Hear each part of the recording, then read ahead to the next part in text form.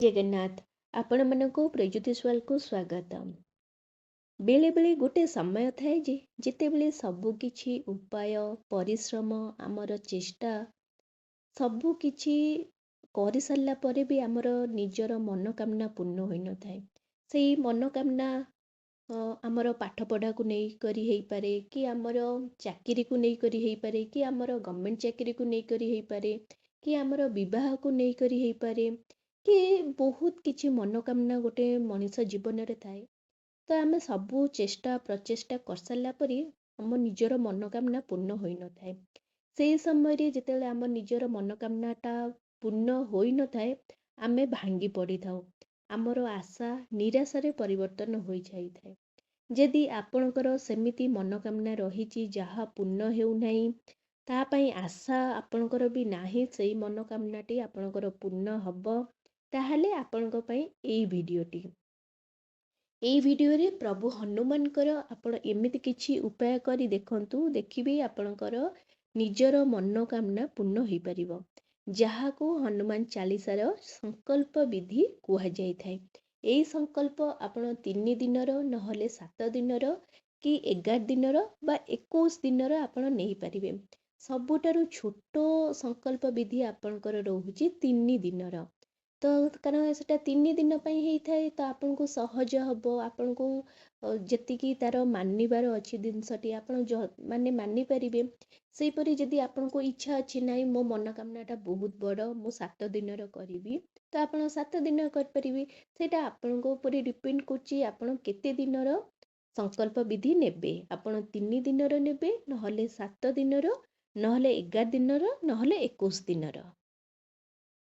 ଏହି ଦିନ ମାନେ 3 ଦିନ କି 7 ଦିନ କି 11 ଦିନ ବା 21 ଦିନର ଯେଉଁ ସଂକଳ୍ପ ନେବେ, ସେଇ ସଂକଳ୍ପର ମାନେ ଆପଣ ମାନେ କ'ଣ ତାର ନିୟମ ରହିଛି। ପ୍ରଥମ ନିୟମ ହେଉଛି ଯେ ଆପଣ କେଉଁ ଦିନ ଆରମ୍ଭ କରିବେ। ହନୁମାନଙ୍କର ଯେଉଁ ପୂଜାଟି, ହନୁମାନଙ୍କର ପ୍ରିୟ ବାର ହେଉଛି ମଙ୍ଗଳବାର ବା ଶନିବାର। ଆପଣ ଯେକୌଣସି ମଙ୍ଗଳବାର କି ଶନିବାର ଆରମ୍ଭ କରିବେ, କିନ୍ତୁ ଆପଣ ଯଦି ମଙ୍ଗଳବାର ଦିନ ଆରମ୍ଭ କରିବେ ବହୁତ ଶୁଭ ହେଇଥାଏ, ଆପଣଙ୍କର ଫଳ ମଧ୍ୟ ଆପଣଙ୍କୁ ବହୁତ ଜଲ୍ଦି ମିଳିଥାଏ।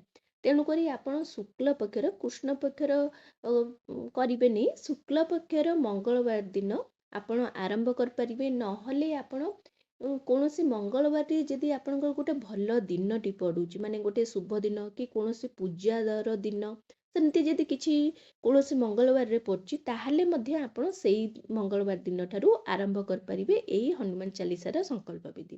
ଫାର୍ଷ୍ଟ କଥା ହେଉଛି ଶୁକ୍ଳ ପକ୍ଷର ମଙ୍ଗଳବାର ଦିନ ଆରମ୍ଭ କରିପାରିବେ। ଯଦି ଆପଣଙ୍କ ମଙ୍ଗଳବାର ଅସୁବିଧା ହେଉଛି ତାହେଲେ ଶନିବାର ମଧ୍ୟ ଶୁକ୍ଳ ପକ୍ଷର ଶନିବାର ଦିନ ଆରମ୍ଭ କରିପାରିବେ।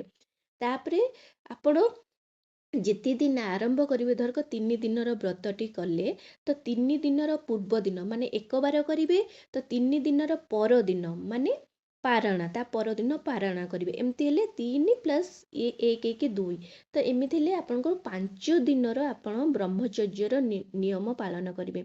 ବ୍ରହ୍ମଚର୍ଯ୍ୟର ନିୟମ ମାନେ ବ୍ରହ୍ମଚର୍ଯ୍ୟର ନିୟମ ଭିତରେ ବହୁତ ସାରା ନିୟମ ରହିଥାଏ। ସେ ସବୁ ଯେମିତି ଆମର ପୂର୍ବ କାଳରେ ମୁନି ଋଷିମାନେ ଯେମିତି ରହୁଥିଲେ, ବ୍ରହ୍ମଚର୍ଯ୍ୟର ନିୟମ ପାଳନ କରିଥିଲେ, ଆପଣଙ୍କୁ ସେମିତି ନିୟମ ପାଳନ କରିବାର ଅଛି।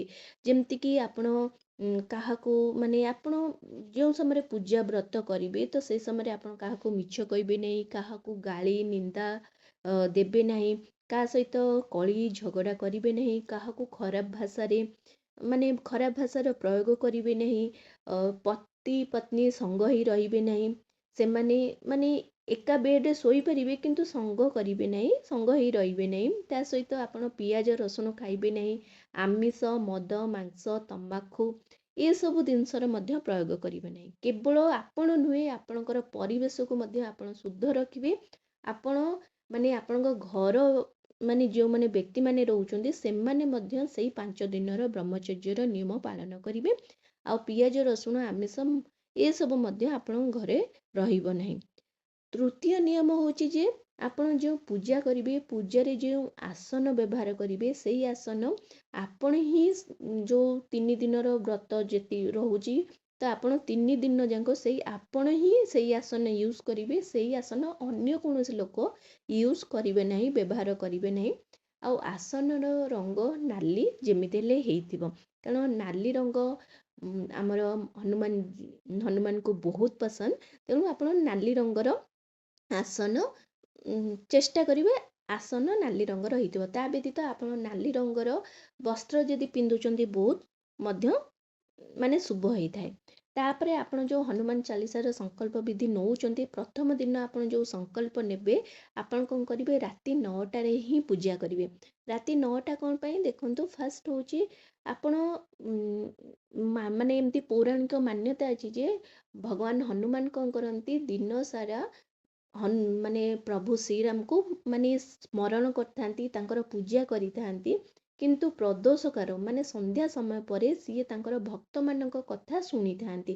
ତ ଆପଣ ଯେହେତୁ ତାଙ୍କର ଭକ୍ତ, ତେଣୁ ଆପଣ ଯଦି ପ୍ରଦୋଷ ସମୟ ପରେ ଆପଣ ଯଦି ପୂଜା କରୁଛନ୍ତି, ଭଗବାନ ହନୁମାନ ଆପଣଙ୍କର କଥାଟି ଜଲ୍ଦି ଶୁଣିବେ।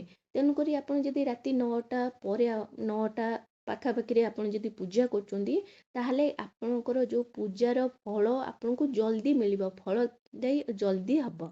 ତାପରେ ଆଉ ଗୋଟେ ଜିନିଷ ମନେ ରଖିବେ, ଆପଣ ଯେତେ ମାନେ ରାତି 9ଟା ଯେଉଁ ପୂଜା କରୁଛନ୍ତି, ଆପଣ ଗାଧେଇବା ପରେ କରିବେ। ମାନେ ଆପଣ ସକାଳେ ଥରେ ଗାଧେଇଥିବେ, କିନ୍ତୁ ସନ୍ଧ୍ୟା ସମୟରେ ଆପଣ ପୂଜା କରିବା ପୂର୍ବରୁ ଗାଧେଇବେ। ଗାଧେଇବାର ଆଉ ପୂଜା କରିବାର ସମୟ ଭିତରେ ଆପଣ ବାଥରୁମ୍ କେବେ ଯିବେ ନାହିଁ। ଧରକ ଆପଣଙ୍କୁ ଟଏଲେଟ୍ ଲାଗିଲା କି କ'ଣ ଲାଗିଲା, ଆପଣ ଯିବେ ନାହିଁ। କାରଣ ସେଇଟା ଯଦି ଆପଣ ଯାଉଛନ୍ତି, ତାହେଲେ ଆପଣ ମାରା ହେଇଯାଉଛନ୍ତି। ତେଣୁ ଆପଣ ସେଇ ଜିନିଷର ନିୟମଟି ଆପଣଙ୍କୁ ମଧ୍ୟ ପାଳନ କରିବେ। କାରଣ ଆପଣ ଗାଧେଇବେ, ଶୁଦ୍ଧ ସଫା ସୁତୁରା ଧୁଆ ପୋଷାକ ପିନ୍ଧିବେ। ବିଲକୁଲ ବି ଅଧୁଆ କି ଅପରିଷ୍କାର କି ଛିଣ୍ଡା କପଡ଼ା ଆପଣ ସେଇ ପୂଜା ସମୟରେ ପିନ୍ଧିବେ ନାହିଁ। ଏସବୁ ମାନେ ନିୟମ ରହୁଛି ଆପଣଙ୍କର ହନୁମାନ ଚାଳିଶାର ସଂକଳ୍ପ ବିଧିରେ। ତାପରେ ଆପଣ କେମିତି ପୂଜା କରିବେ, ଦେଖନ୍ତୁ ଆପଣ ଫାଷ୍ଟ ଯଦି ଆପଣ ମଙ୍ଗଳବାର ଦିନ ଷ୍ଟାର୍ଟ କରୁଛନ୍ତି, ଆପଣ ଗୋଟେ ମଙ୍ଗଳବାର ଦିନ ଷ୍ଟାର୍ଟ କଲେ, ତ ସୋମବାର ଦିନ ଆପଣ କ'ଣ କରିବେ, ଏକବାର କରିବେ। ଯେମିତି ଆପଣ ଗାଧେଇବା କଥା, ଆପଣ ମୁଣ୍ଡ ଧୋଇ ଗାଧେଇ ପାରିବେ। ଆପଣ ଯଦି ମୁଣ୍ଡ ଧୋଇ ଗାଧଉଛନ୍ତି ମାନେ ବହୁତ ଶୁଭ। ତ ଆପଣ ମୁଣ୍ଡ ଧୋଇ ଗାଧେଇଲେ, ଗାଧେଇ ସାରିଲା ପରେ ଆପଣ କ'ଣ କରିବେ, ମାନେ ଯେମିତି ପୂଜା କରିବେ ଘରେ। ତାପରେ ଆପଣ ସେଦିନ ଏକବାର କରିବେ। ଏକବାରର ଅର୍ଥ ଆପଣ ଏକବାର ଯେମିତି ବିନା ପିଆଜ ରସୁଣର ଖାଦ୍ୟ ଗ୍ରହଣ କରିବେ। ଗୋଟେ ବେଳା ଆପଣ ଅନ୍ନ ଭୋଜନ କରିବେ, ରାତିରେ ଆପଣ ରୁଟି ପରଟା ଯେକୌଣସି ଜିନିଷ ଖାଇପାରିବେ, କିନ୍ତୁ ବିନା ପିଆଜ ରସୁଣ ଜିନିଷ ଆପଣ ଖାଇବେ। ମଙ୍ଗଳବାର ଦିନ ଆପଣ କ'ଣ କରିବେ, ଯଦି ରାତି 9ଟାରେ ପୂଜା କରୁଛନ୍ତି, ଦେଖନ୍ତୁ ଆପଣଙ୍କ ପାଖରେ ଯଦି ସମୟ ନାହିଁ, ଅସୁବିଧା ହେଉଛି, ତାହେଲେ ଆପଣ ଚାହିଁବେ ଯଦି ସକାଳେ ମଧ୍ୟ ପୂଜା କରିପାରିବେ। ସେଟା ଅପସନାଲ, ଠିକ୍ ଅଛି ନା। ଆପଣ ମାନେ 9ଟାରେ ପୂଜା କଲେ ବହୁତ ଅଧିକ, ଯଦି ଆପଣଙ୍କୁ ସମୟ ନାହିଁ ତ ସକାଳ ବେଳା ସମୟ ରହୁଛି, ତାହେଲେ ସକାଳ ବେଳା ଆପଣ ପୂଜା କରିବେ। ଯଦି ଆପଣ ସନ୍ଧ୍ୟା ସମୟରେ ଆପଣଙ୍କ 6ଟା ପରେ 7ଟା ବେଳେ ଯଦି ସମୟ ରହୁଛି, ତ ଆପଣ ସେଇ ସମୟରେ ମଧ୍ୟ ପୂଜା କରିବେ। ନହେଲେ ଆପଣ ରାତି 9ଟାରେ ପୂଜା କରିବେ। ଆପଣ ଏତିକି ମାଇଣ୍ଡରେ ରଖିବେ ଯେ ଆପଣ ଯେତେ ଦିନର ବ୍ରତ କରିବେ, ଧରକ 3 ଦିନର ବ୍ରତ କରୁଛନ୍ତି କି 7 ଦିନର ବ୍ରତ କରୁଛନ୍ତି, ତ ଯେତେ ଦିନର ଆପଣ ବ୍ରତ କରିବେ, ଗୋଟିଏ ସମୟରେ ହିଁ ଆପଣ ପୂଜା କରିବେ। ଦେଖନ୍ତୁ ଆଜି ଯଦି ରାତି 9ଟାରେ କରୁଛନ୍ତି ମଙ୍ଗଳବାର ଦିନ, ତ ବୁଧବାର ଦିନ ସେଇ ରାତି 9ଟା, ଗୁରୁବାର ଦିନ ମଧ୍ୟ ସେଇ ରାତି 9ଟାରେ ଆପଣ ପୂଜା କରିବେ। ଯଦି ଆପଣ ସନ୍ଧ୍ୟା 7ଟାରେ ମଙ୍ଗଳବାର ଦିନ ପୂଜା କରୁଛନ୍ତି, ତାହେଲେ ଆପଣ ବୁଧବାର ଗୁରୁବାର ମଧ୍ୟ ସନ୍ଧ୍ୟା 7ଟାରେ ହିଁ ପୂଜା କରିବେ। ସବୁବେଳେ ସମୟ ଆପଣଙ୍କର ଏକ ରହିବା ଦରକାର। ସମୟ ଏପଟ ସେପଟ ହେଲେ ଆପଣଙ୍କର କାମର ଆପଣଙ୍କ ପୂଜାର କୌଣସି ଫଳ ଆପଣଙ୍କୁ ନ ମିଳିପାରେ। ତେଣୁ ଆପଣ ସମୟ ସବୁବେଳେ ଆପଣଙ୍କ ହିସାବରେ ପୁରା ଠିକ୍ କରିଦେବେ। ନାହିଁ, ମୁଁ ଏଇ ସମୟରେ ସବୁବେଳେ ଘରେ ଆଭେଲେବୁଲ୍ ରହିବି। ତ ଆପଣ ଧରକ ରାତି 9ଟା, ଆପଣଙ୍କ ସମୟ ଅନୁସାରେ ଆପଣ ଯେତେବେଳେ ପୂଜା କରନ୍ତୁ। ଆପଣ ଧରକ ରାତି ସମୟରେ ପୂଜା କଲେ, ତ ପୂଜା କରିବା ପୂର୍ବରୁ ଆପଣ ଥରେ ସକାଳେ ଗାଧେଇ ସାରିଲେ ମଧ୍ୟ ରାତିରେ ଆଉ ଥରେ ଟିକେ ଗାଧେଇବେ।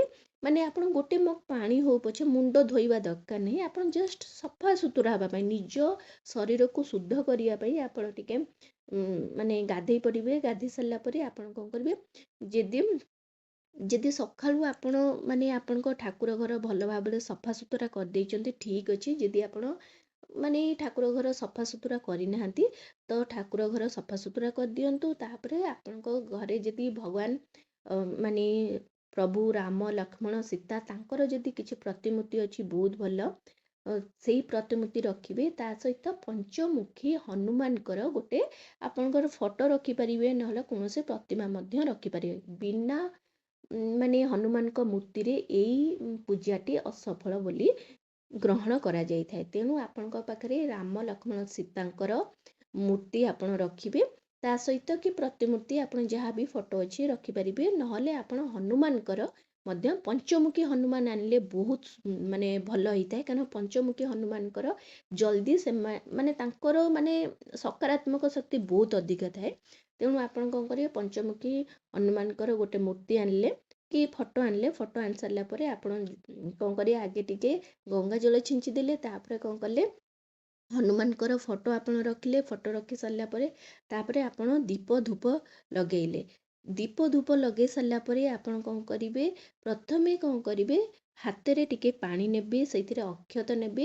ତାପରେ ଆପଣ କ'ଣ କରିବେ, ସଂକଳ୍ପ କରିବେ। ଠିକ୍ ଅଛି। ପ୍ରଥମେ ଆଚମନ କରିବେ। ଆପଣ ତ ସକାଳୁ ଯଦି କଳସ ସ୍ଥାପନ କରିଦେଇଛନ୍ତି ଭଲ କଥା, ନହେଲେ ପ୍ରଥମେ କଳସ ସ୍ଥାପନା କରିବେ। କଳସ ସ୍ଥାପନା କରିସାରିଲା ପରେ ଆପଣ ଦୀପ ଧୂପ ଲଗେଇବେ। ଦୀପ ଧୂପ ଲଗେଇ ସାରିଲା ପରେ ଆପଣ କ'ଣ କରିବେ, ଆଚମନ କରିଥିବେ ପ୍ରଥମରୁ। ତାପରେ ଏବେ ସଂକଳ୍ପ ନେବେ। ସଂକଳ୍ପରେ ଆପଣ ହାତରେ ଟିକେ ପାଣି ନେବେ। ତାପରେ ଆପଣ ଅକ୍ଷତ ନେବେ। ଅକ୍ଷତ ନେଇ ସାରିଲା ପରେ ଆପଣ କ'ଣ କରିବେ, ଆପଣଙ୍କର ନାମ ଗୋତ୍ର ଆପଣଙ୍କ ନାଁ ନେଇକରି ହନୁମାନଙ୍କ ନାମ ନେଇକରି ଆପଣଙ୍କର ଯାହା ବି ମନୋକାମନା ଅଛି ତାକୁ କହି ଆପଣ ଏଇ ପୂଜାଟି 3 ଦିନର କରିବେ କି 7 ଦିନର କରିବେ କି 11 ଦିନର କରିବେ କି 21 ଦିନର କରିବେ, ସେଇଟା କହି ଆପଣ କ'ଣ କରିବେ, ସେଇ ମାନେ ଆପଣ ସଂକଳ୍ପ ନେଲେ ବୋଲି କହି ଆପଣ କ'ଣ କରିବେ, ସେ ପାଣିଟି ତଳକୁ ଛାଡ଼ିଦେବେ। ସେ ଆପଣଙ୍କ ଚାଉଳ ମଧ୍ୟ ତଳେ ପକାଇଦେବେ, ଛାଡ଼ିଦେବେ। ଆପଣଙ୍କ ସଂକଳ୍ପ ହେଇଗଲା। ସଂକଳ୍ପ ହେଇସାରିଲା ପରେ ଆପଣ କ'ଣ କରିବେ, ଗୋଟେ ଭୋଜପତ୍ର ଆପଣଙ୍କୁ ମାର୍କେଟରେ ମାନେ ବିଶେଷ କରି ଯେଉଁଠି ଆପଣଙ୍କର ପୂଜା ସାମଗ୍ରୀ, ପୂଜା ଦୋକାନ ଯେଉଁଟା ଅଛି, ପୂଜା ସାମଗ୍ରୀ ଦୋକାନ, ତ ସେଠି ଯାଇ ଆପଣ ଯଦି କହିବେ ଗୋଟେ ଭୋଜପତ୍ର ଦିଅନ୍ତୁ, ଆପଣ 5 ଟଙ୍କା 10 ଟଙ୍କାରେ ବହୁତ ସାରା ମିଳିଯାଉଛି। ସେଇ ଭୋଜପତ୍ର ଆଣିବେ। ସେଇ ଭୋଜପତ୍ରରେ ଆପଣ କ'ଣ କରିବେ, ଯେତେ ସଂକଳ୍ପ ନେଇସାରିବେ, ତାପରେ ନାଲି ରଙ୍ଗର ଆପଣ ପେନ୍ରେ ଆପଣ କ'ଣ କରିବେ, ଆପଣଙ୍କର ଯାହା ବି ମନୋକାମନା ଅଛି ଆପଣ କ'ଣ କରିବେ, ସେଇଥିରେ ଲେଖିଦେବେ। ଲେଖିକରି ଆପଣ ହନୁମାନଙ୍କର ଫଟୋ ତଳେ ସେଇ ଜିନିଷଟି ରଖିଦେବେ। ରଖି ସାରିଲା ପରେ ଆପଣ କ'ଣ କରିବେ, ଗୋଟିଏ ତମ୍ବା କଳସରେ ପାଣି ନେବେ। ସେ ପାଣି ଆପଣ କ'ଣ କରିବେ, ସେଇ ହନୁମାନଙ୍କ ପାଖରେ ରଖିବେ। ତାପରେ ଆପଣ କ'ଣ କରିବେ, ଭଗବାନଙ୍କର ତାପରେ ଆପଣ କ'ଣ କରିବେ, ହନୁମାନଙ୍କୁ ଆପଣ ଫୁଲ ଅର୍ପଣ କରିବେ। ତାପରେ ଆପଣ କ'ଣ କରିବେ, ଚନ୍ଦନ ଅର୍ପଣ କଲେ, ସିନ୍ଦୁର ଅର୍ପଣ କରିବେ। ସିନ୍ଦୁର ଅର୍ପଣ କରି ଦୀପ ଧୂପ ତ ଲାଗିଥିବ। ତାପରେ ଆପଣ କ'ଣ କରିବେ, ଭୋଗ ଅର୍ପଣ କରିବେ।